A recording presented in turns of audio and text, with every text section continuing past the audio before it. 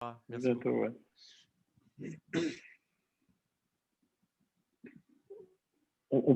We start now or? Okay.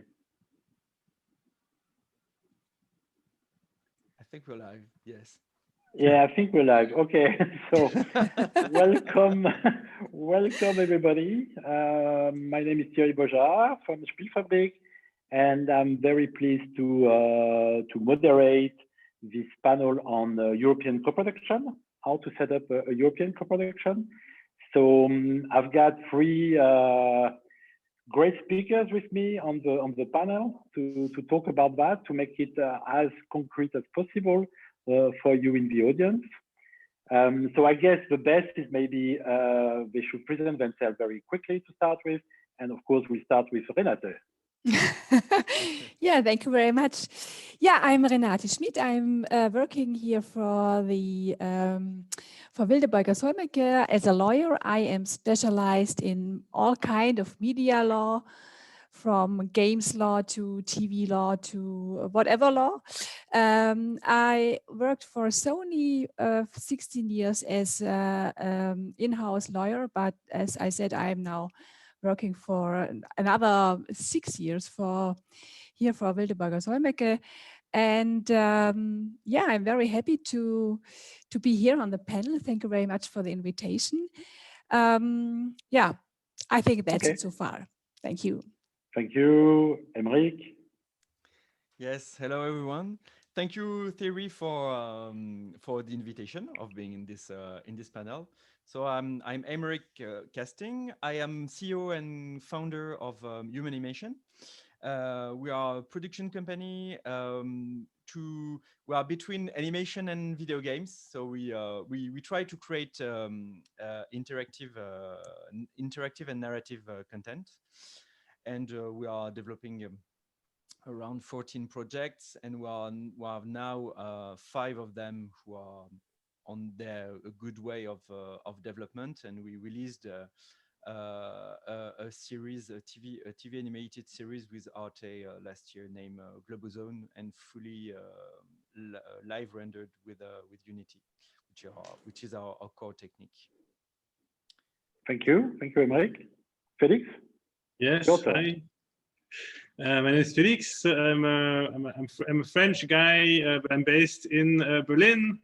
I've been working in the games industry for the past 10 years now. I've created a few companies that make games, released a few titles, and now since 2 years, I've created a company called 𝐀𝐛𝐨𝐿, where we do producing services for all kinds of games for our clients, but also we try to do co-productions, and I'm actually doing or going to do one with Emeric next year. Yes, thank you. We're going to talk a lot about that. Don't spoil everything now. Oh, sorry. First mistake, Felix. Okay, and yes, so we are, Felix and I, we are based in Berlin. And Renate, you are in Cologne, I guess? Or that's right, I'm Cologne. Yeah. And Emeric in Bordeaux? I'm based in Bordeaux, yes. Oh, wonderful. Right. Yes, all international. Okay, so I'm going to start with presenting a little bit about who we are and about European co-production. Can you see something? Yes. Yes. Yes. Yes, I'm trying to. Yeah, it works. But the right. It's the right okay, screen. like that? Yeah. It's the right one. Okay, great, thanks. Okay, so the idea today and the objective of this panel is really to talk about European co-production, which seems maybe for many of you as something new, even though you know the word, obviously, but understanding how in the game sector there could be more collaboration cross-border for developing games, and the benefits and challenges of doing that. So the objective for me today is really to show you well, through Emeric and Felix, to show you some examples and to try to respond to your question as well on how easy or how can we go about creating a co-production between two countries. So to start with, I'll just go quickly about who we are at SpielFabrique. So SpielFabrique is a German company. It's an acceleration program that we have been developing for the last 4 years. And Aymeric was part of the last of 2020 of this year. And what we've done, what we are doing is basically creating community of different game producers between different countries. We started strongly between France and Germany. So as you see, the last 4 years, we had 25 French and German studios. But this year, we've opened to other countries like Croatia, Switzerland, and even from Africa. And we offer a kind of virtual acceleration program. So cross-border with, of course, individual mentoring, pitching training, you know, access to lots of experts in different sections, having workshops, even though this year everything was online. And of course, we have developed as well in the last 3 years a co-production market, which I will go more in detail, which we think is something key in this idea of international acceleration program. And yeah, well, basically we're supported by very strong and great partners like Arte, Ubisoft in Germany, and different funds in France and Germany, and the Goethe Institute, and as well as the fund in Flanders, VAF. And all that, we are starting a new program next year, obviously, starting from March. And for the 5th year, we will be yes, helping French and German studios to develop, as well as other countries, but that will be the surprise where we're still working on it. The idea is really to look at how we can really develop collaboration between studios. And of course, I think all here know about this model, which is really about outsourcing, about on one side having a first studio wanting to ask another studio B to work on specific parts of the project, and then you know, it's a game that is owned by Studio A. So that is used obviously by many people in the game sector for many years, and it's still of course great to do that. But what we've been looking at for the last years is to develop a bit further the concept with having really a share of the project between the two studios. So not just one buying services from another one, but to develop the project together. Of course, there's always one, you know, kind of leading studio was the first idea, and he was developing the project. But for some different reasons, and Aymeric will tell us about that after, for some reason, is trying to say, okay, why should I do everything alone? Maybe it's better to work with other people, and like that, I can access other things. I can access other type of expertise, other type of technology, of course, accessing to finance, accessing to marketing in different, in another country, etc. So the idea is to pull basically together this expertise to develop a project together instead of having one studio asking someone else to help him to do this project. And obviously the idea is to get maybe better quality, to have maybe you know, bigger production, a better market fit, and something that I think is very important today is this idea of co-production is not at all to exclude a publisher, but the contrary, is exactly to develop a bigger project and having a very good position to talk to publisher when you have a bigger project and two with more expertise. So that's the idea. And in terms of benefits and issues for the studio is, of course, it's increasing the funding, which the developer can access locally. So of course, the Studio B with a co-producer will access some money in his country or in his region, and will have to spend the money locally. Access to strong international expertise, as I say, and better balance the risk and the benefits. And as I say, to enrich the game, maybe with different types of culture or different values from the co-production. There are, of course, as well, some challenges. You know, production may take more time because you have to adjust between the two teams. There may be some risk of communication problem, misunderstanding if the people don't know each other very well. And of course, at the beginning, it will take time. There will be differences maybe in process and management. And yes, I mean, it's true, there will be some administrative process that could be a bit heavy. But in terms of funding, of course, what is interesting is to see that today we have really a trend of having more and more funding for video games. I mean, really earmarked to the video game sector from different countries.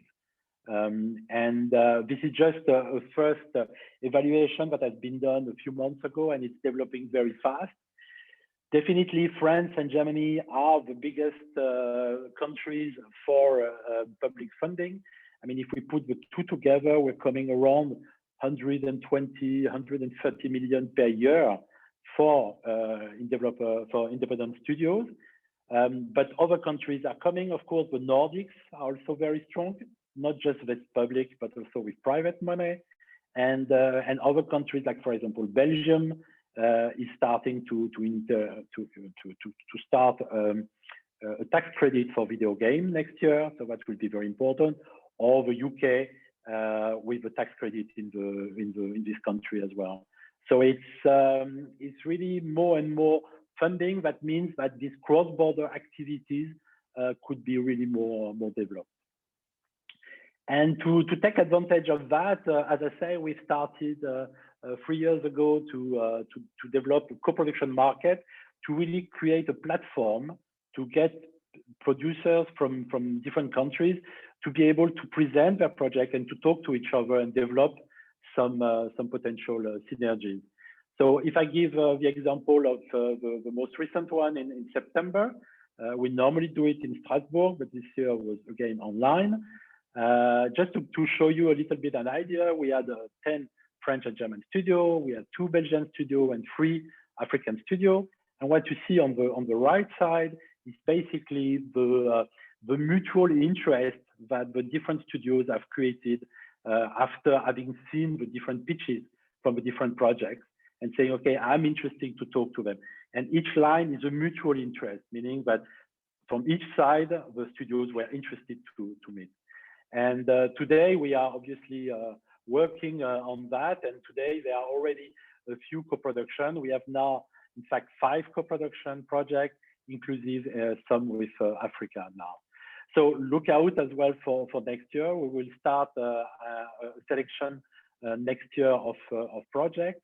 So if you are interested, you just follow SpielFabrique.eu. And just to give you a little bit of the result on that, I mean, from the 15 participants, we had 5 cross-border projects, which means already 10 for the 15 teams have been involved in that. And yes, people were really interested to meet other studios, to get to know each other, to understand how they can work together. They had also the possibility to access experts and funders. And I think it's something that is really could be really beneficial as a potential way for studios to develop their project. And next year, I think we will even take more advantage of the online platform, the online situation that we have today, to grow much more the market and to have much more people at the beginning to exchange and find some co-producer. So that's basically what I wanted to say about that, just to introduce the idea, basically. And what I will do now is, if I can get out of that, yes, I will ask now Aymeric, who participated in the co-production market, to explain a little bit his project and why he's thinking about co-production, why more than thinking now, and how it works. Aymeric, it's your part great. now. Thank you, Thierry. Thank you. Yes, this is thanks to SpielFabrique. If I'm here, because I've been selected last year with another project that I'm co-producing with the company 𝐀𝐛𝐨𝐿, which is a Cédric Babouche company. We are working on a video game based on watercolor, which is Dordogne. It's maybe some of you have already heard about it, and we are in development now. And so we spent the whole year virtually with SpielFabrique, and that was an opportunity to also to meet Thierry and to meet Felix. And in our discussions, and we talk about all our projects, and indeed I'm developing 5 projects, not exactly at the same time, but some of them are getting more mature. And it was the case of a project that I've been developing for the past 2 years, which is Thomas Merritt's Cabinet of Curiosities. And I'm going to tell you a bit more about this project. Can you see my screen? Is it shared? Okay. So yes, so the pitch basically that you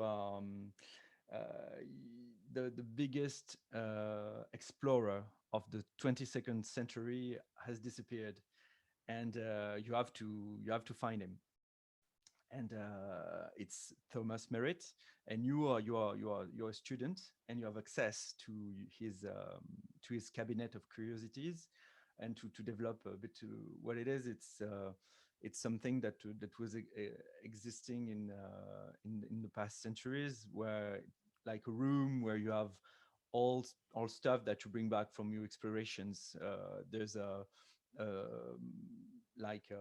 elements you bring back from the nature. It can be animals, it can be rocks, and also there's a whole scientific part of it, where in the past ages you would have some elements from astronomy and stuff like that. So imagining what can be a cabinet of curiosities in the 22nd century is already a whole stuff. And so this is about what we are now at the graphic research about the project. So it's a VR experience. It's aiming to be a high-end VR experience, aiming to be selected to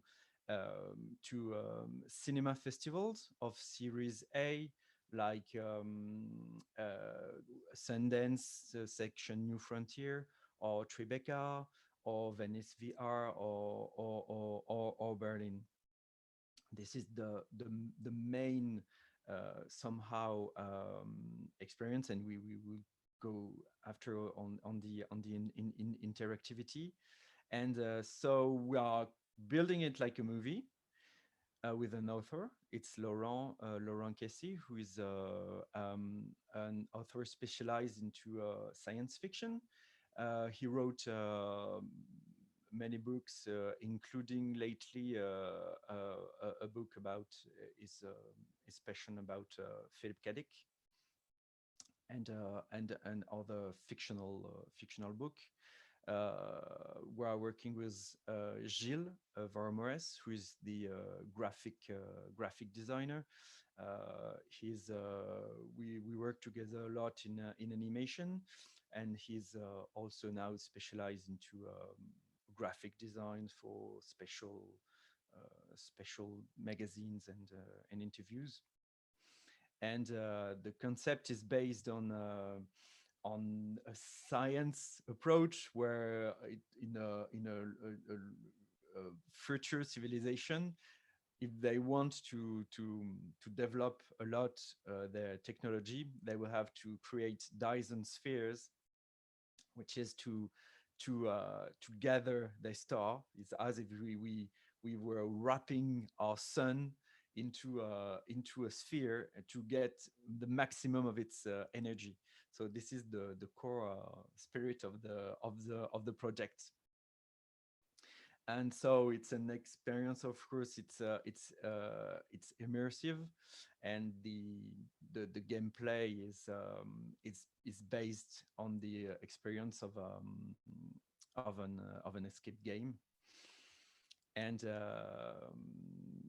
this is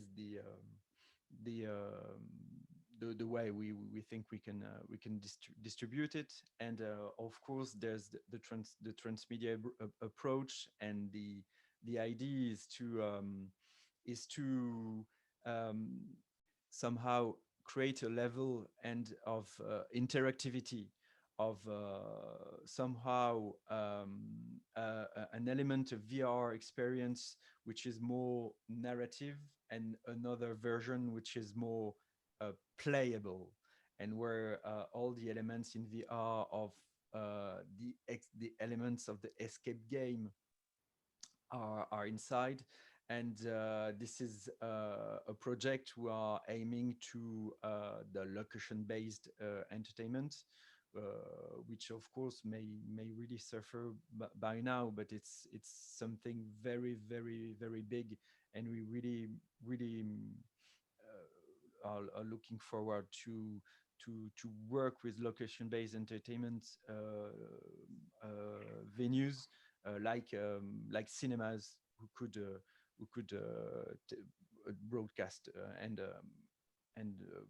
theaters to broadcast movies. And so on that story, it is that I am meeting Felix and meeting GameX Pro. So we decided to discussing about that project. Felix was very enthusiastic about it, and so we decided to enter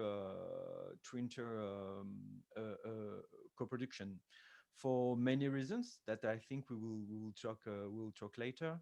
And it's because we as a production as the co-production is also it's a great way also to work on not to concentrate on only one project, but to be able to work on several projects.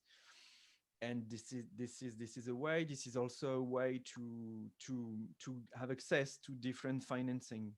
For example, whereas the project is still in its early development, it's a very, very early development, we both managed to raise on the French side the CNC.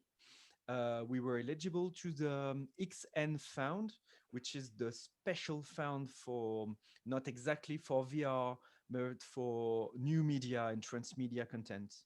And we were eligible to subsidies of 30,000 euros.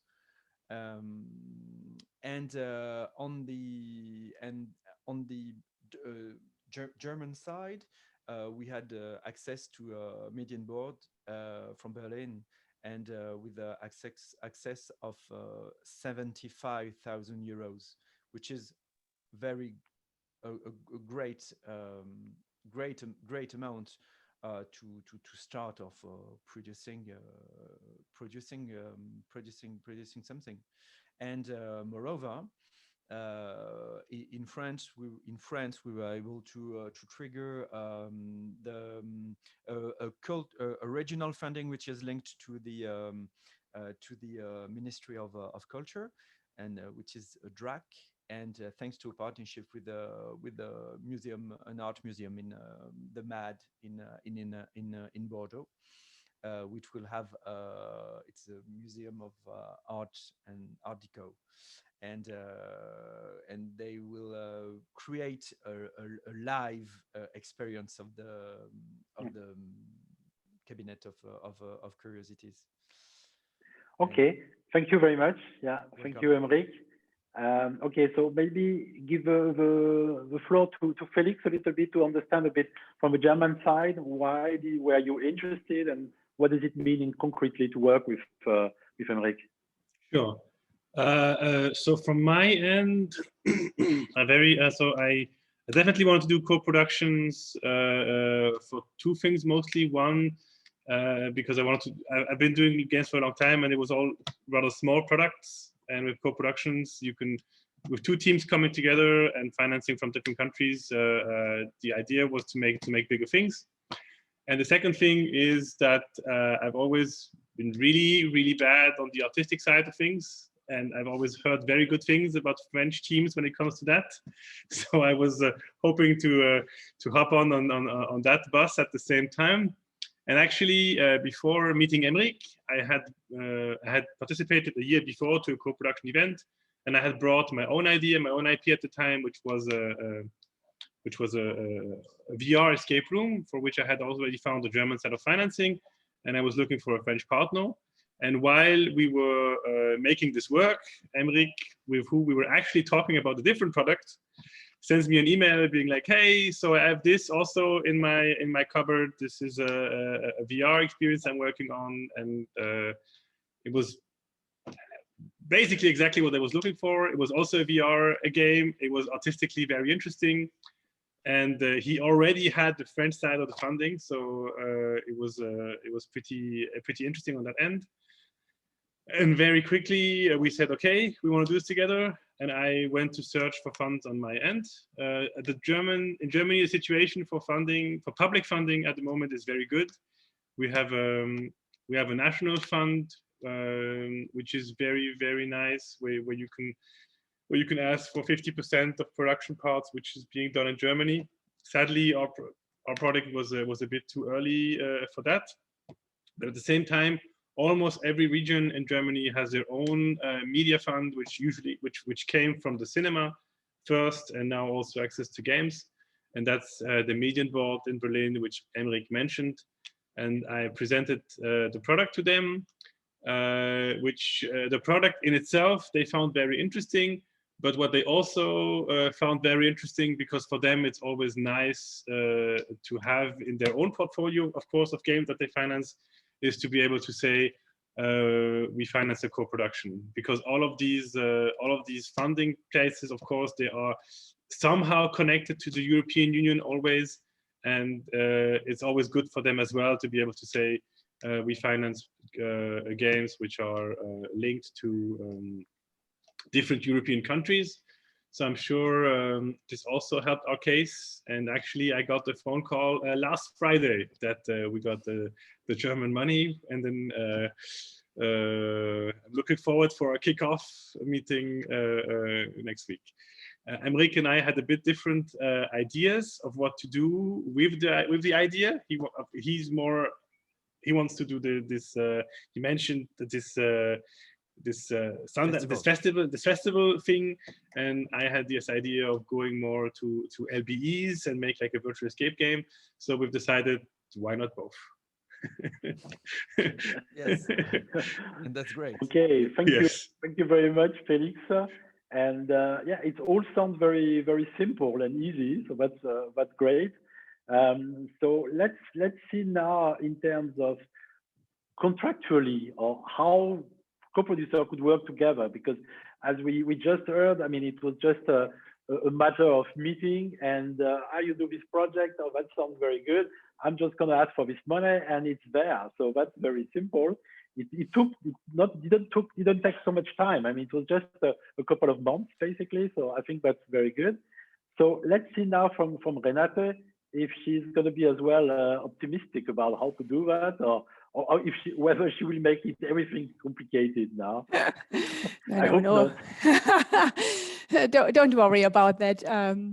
I met some of the co-production partners also in Strasbourg, and I accompanied them during their legal work, and it was successful, so no worry.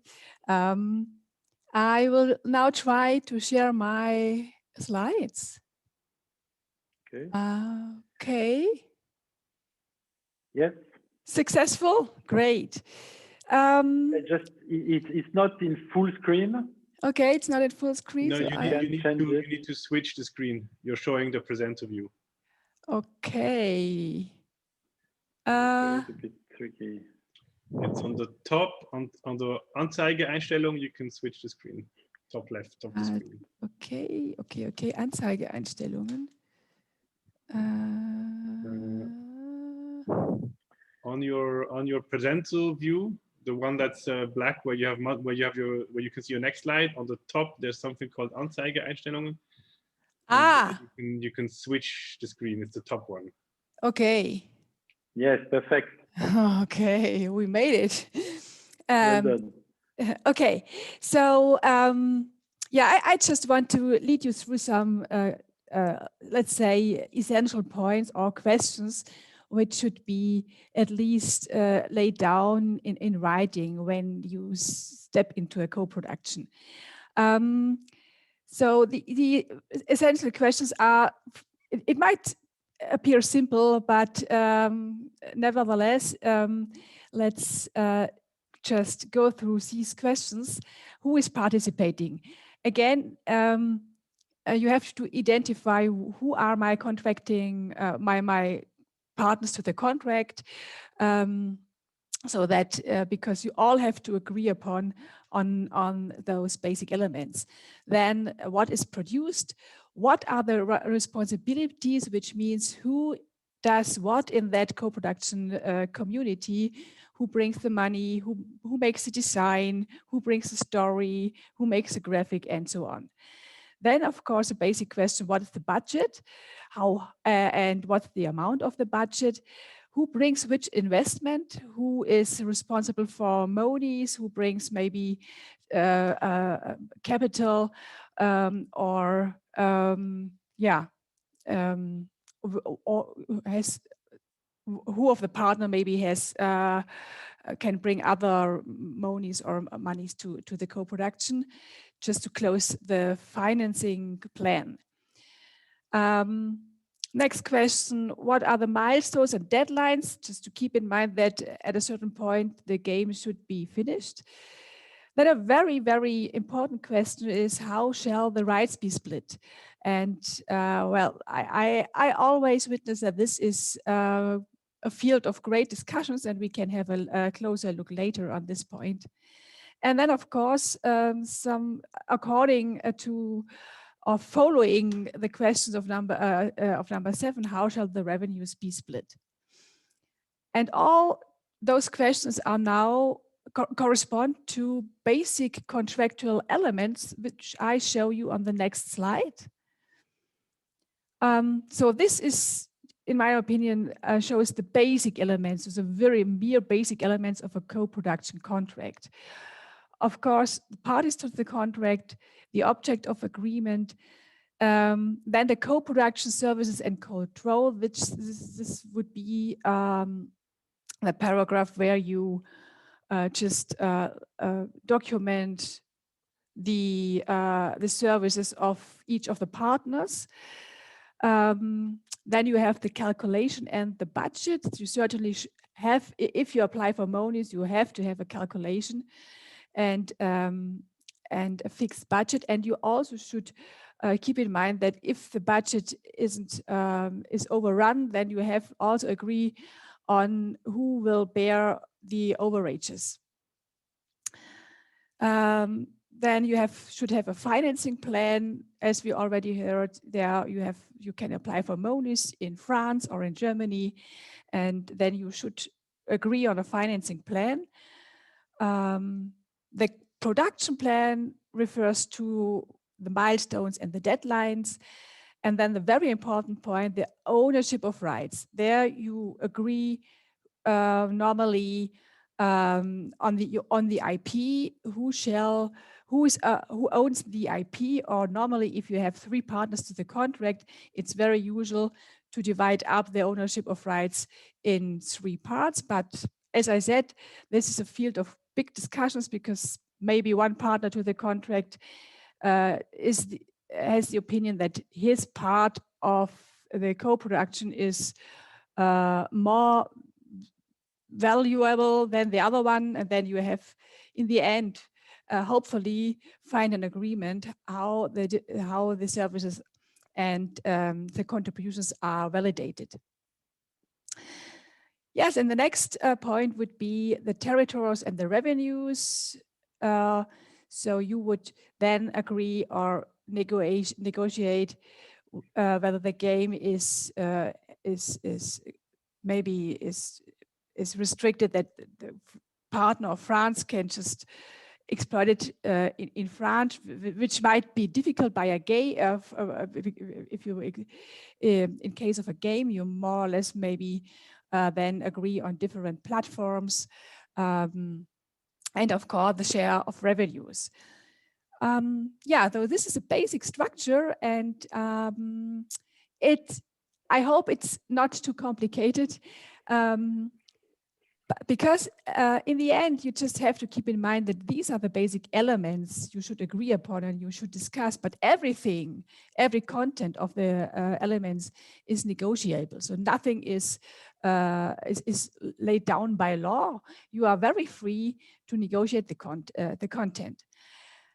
And I think it's also worth negotiating a contract and stepping into a co-production, because this is a sentence which I found, and I think this is a very true sentence. Yeah, and we all want just to encourage everybody in the game development community to step into co-productions. That's it from me so far. Thank you very much, Renate. So it's not so complicated at the end. That's great. Well done. I think, it's important to note that today there's no legal requirement to do co-production between the countries. In other sectors, like in film or animation, maybe you don't have to do an official co-production. You can do non-official. So we are in the game sector. It's still new, and we are still in this field of we can develop this co-production the way producers want. But I think what Renato you said was very important is you need a contract in any case. I mean, it doesn't have to be complicated, but you need a contract to clarify the points. And I think to go from there, I will start really asking the first question that I think are key, especially for Aymeric and Felix now, is really about how are you going to decide on the split of work? What's going to be done in Bordeaux? What's going to be done in Berlin? Are you going to work on that, or is it already done? It's simple or not? If I may start, we discussed about that at the first time. It was to discuss how are we going to split the work, and there's an obvious split of work, which is on one side the creative and the creative content and the assets and creation of the assets, and on the other side all the tech part, all the in-engine part. Yeah. And where the bridges are because at Human Animation we built our company somehow on Unity, and Felix is working on the Unity game engine too. So that's of course mandatory to work on the same engine. And we can of course integrate, and we have a technical director here in France, in Bordeaux, and Felix on the other side as rather a team of which you will tell more after. Yeah. But it's not that split.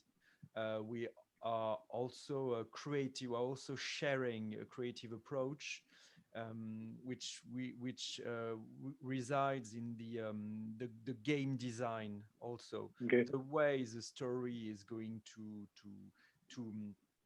be created, and the way the interactivity will be created, thanks to Felix's experience in VR. Yes, I think on this point, Aymerich's team will be more coming from a narrative standpoint, since they designed the whole story around the game, and I have a game designer on board who's actually specialized in escape games, who will then work with that. They will work together, but we will bring more the mechanical experience for the game design, while Emmerik's team will bring more the narrative point from that. Okay, so that, I think in your case it sounds very natural in a way, in this kind of complementarity. But in terms of spending, because obviously you I mean, for example, Felix, you have to spend this money you receive from the Median Board in Berlin. Yes. Okay? So that's basically what you have to spend in Berlin at the minimum, of course.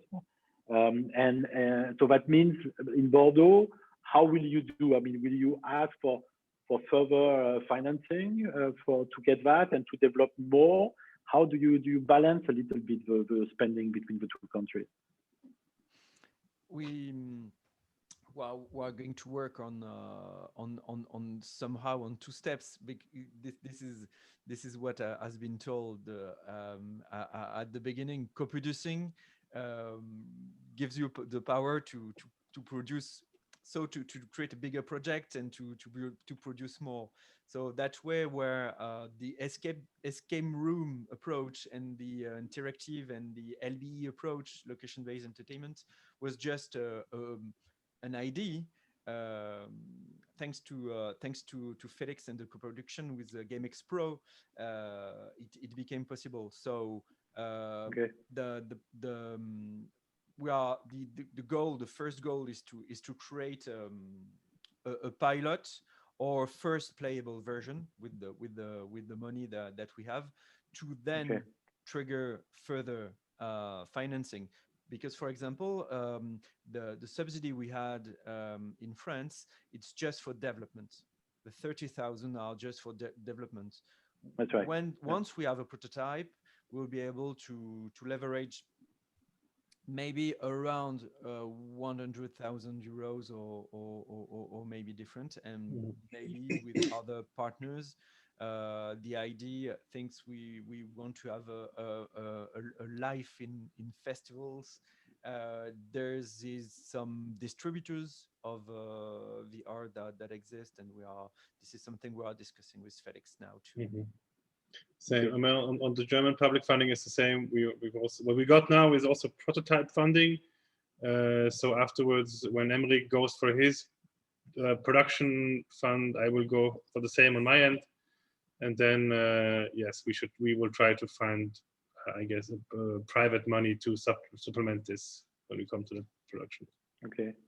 So I guess from what you said, there is also a question of synchronization between the different administrations, because when you ask for money in France, in Germany, you have to synchronize. So maybe it's a very good example to show that you have to start very early on, like for example now in the development side, really pre-prototype in a way, so that you can maybe in an easier way to synchronize what you're going to do in the future. Maybe if you're meeting your co-producer a bit too late or later, I would say, it may be more difficult to synchronize this request for financing the country. It's definitely, I think, super important to meet before you start like really writing, developing the thing. But on the other hand, when Emmerik contacted me, he already got French funding, and that was definitely a plus. Yes, okay. But I think this is a good case where you had a development money, so a part to start, but it was not too far advanced. So maybe it's a good timing in between. He didn't spend it yet, so that's he had it and he didn't start. This is the best thing. Yeah, I understand. Okay, so now let's move to a next point, which is more difficult, I would say, and maybe Renate, you can help us about that, is on the IP question. For me, there are different layers for this IP issue. I mean, on one side, okay, of course, the studio wants to keep the IP as much as possible in some way. The second thing is different financing institutions are requesting. I mean, for example, in France, we have the impression that people are more interested that the studio keep as much as possible the IP. Maybe in Germany a bit less, depending on the financing. and how do you find the balance between the co-producer? So first, and I'm asking you is what is the real use or what is the real interest beyond the obvious to keep the rights, to keep as much IP as possible? What is the real interest for the studio to do that? Yeah, I mean, you should. The thing is that IP also always relates to money and to revenue. And if you give rights away, you give away a possibility to make money. And if you give rights away, you should receive something adequate for us in response, of course. And sometimes the balance is not very. Sometimes the balance is not equilibrium or adequate. So that's I think is the reason why you should always be careful with the IP and keep as much IP in the community as possible. Yes, but now we're talking about two co-producers, so they want to share. So how do they share that? Yeah, well, the thing is that, okay, let's say the one party to the contract brings in, let's say, services as graphic services, and the other one has the concept and the creative idea. But you know that no one can do the thing or the game without the other party. And in the end, the co-production community wants to exploit the game. And it can only be exploited if all rights are in the community. Because in the end, the community will close a contract with a distributor. Okay, so it's more a common approach from the two co-producers. I mean, they have to decide on a split, but at the end, it's the together that they will go to a publisher to do that. I mean, you can always, as I said, everything is negotiable. You can, if there's your partner, if he says, well, okay, I bring in my graphic, or I bring in, I don't know, 5, 6, 10 characters, which I already had before in another game, and I also want to exploit those characters after the end of our co-production community in other games, then you have negotiate that you are entitled to do so.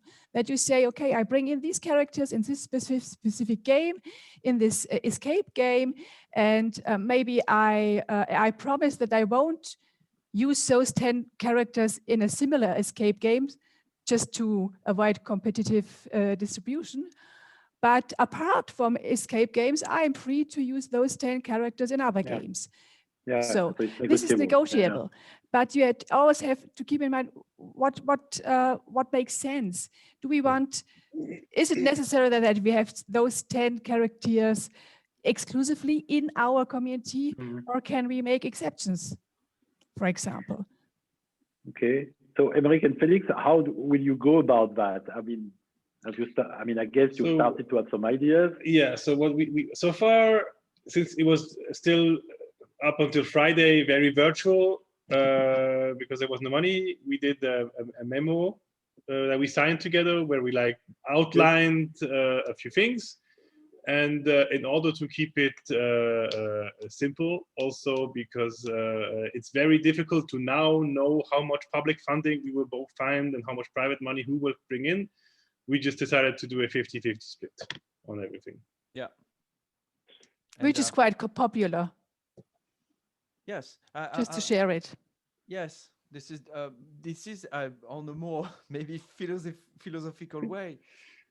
What I would say is like if you have to want to share. I mean, that's of course the idea of co-production because there's that French expression. Alone you go faster, but together you go more far, you go beyond. I mean, and that's the idea of to have a bigger project and to be together. And so once we started discussing, it was like, yes, I can bring this, I can bring that, and bring the IP. Of course, I bring the IP, but Felix is going to develop a network of distribution in location-based entertainment, and that can be a huge business for after. So we said, okay, Yeah. let's Okay. make 50-50 and go on about that, and the project will shine from that. Yes. Okay. So that's not really so much an issue in a way. I mean, it's something to be discussed, but it's.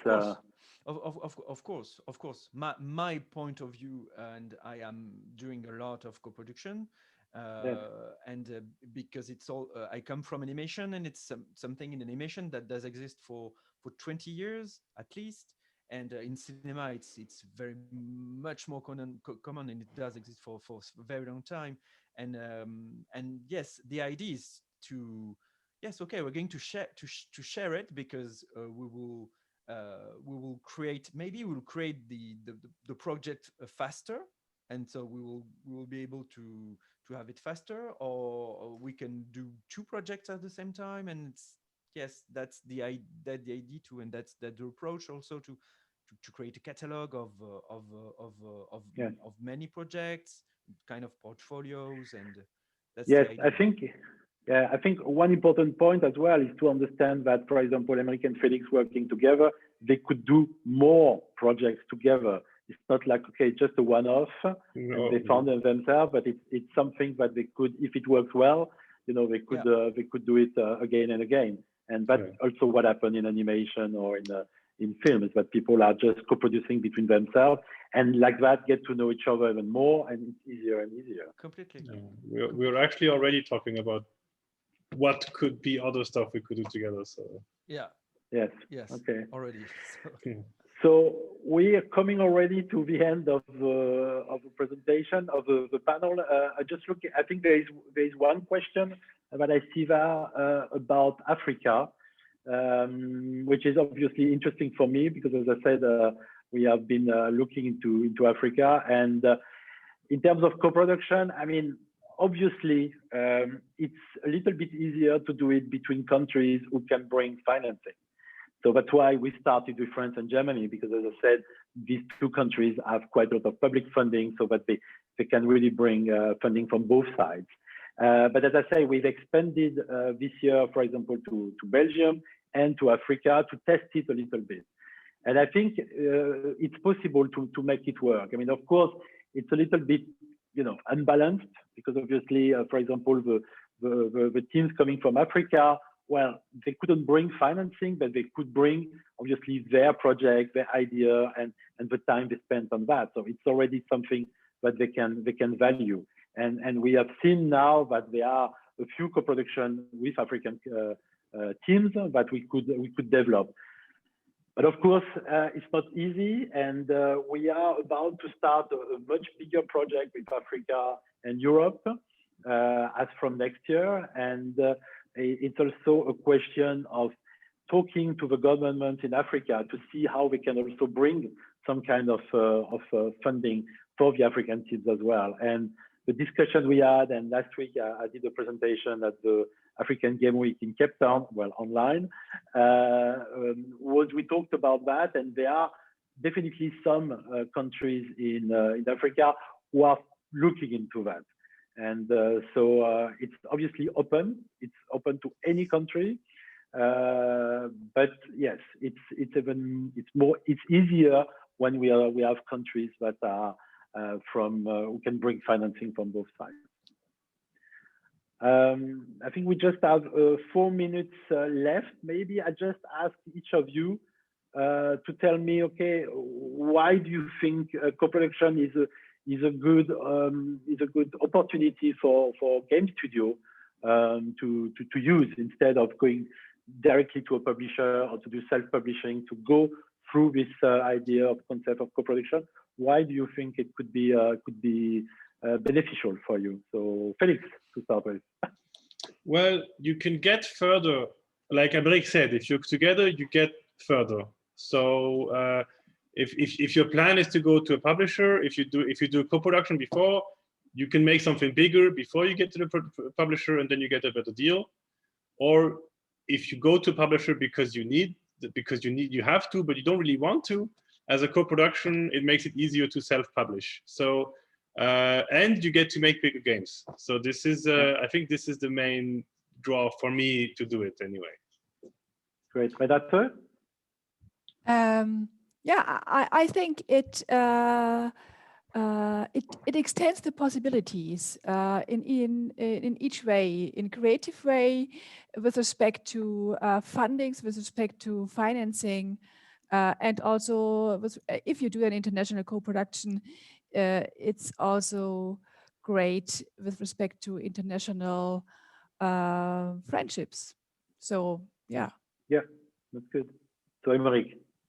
Yes, I totally agree with Felix about the way I mean, publishers are really expecting a lot when you contact them, and it's it's important to have a good prototype, or at least or even a vertical slice, and moreover, it gives the ability of to create a bigger project. So on the storytelling approach, you can very dig deeper into the story and make different elements and explore new platforms too.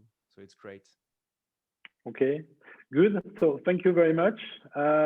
As I said, we will start a selection, a call for project around February, I guess, next year for the next co-production market that will take place between April and September, meaning that we may start doing a bigger selection from April and then doing really the final co-production market where people will really start working together in September. We're looking at adapting a little bit the market. So if you are interested, you just go on SpielFabrique.eu and or you can follow us on Twitter or LinkedIn or everything, and follow that. And if you have questions, of course, you can send us to Felix, Aymeric, Renate, or me some question about that. And yes, Aymeric and Felix, I hope we will know in the next, we will follow your project development in the next, well, I guess 18 months or something like that, no? I guess, no? So, yes. And Renate, thank you very much for the support. And if anybody is interested, of course, to develop, contractual work, you can contact Renate. So yes. thank you very much. And we will probably contact Renate soon. Well, you should. Looking forward. And I wanted to thank Sarah as well from the Game Connection to allow us to do that. So that's very good. And thank you to all. Bye-bye. Thank you very much, Thierry. Thank you Bye-bye. very much. Bye-bye. Thank you. Bye-bye.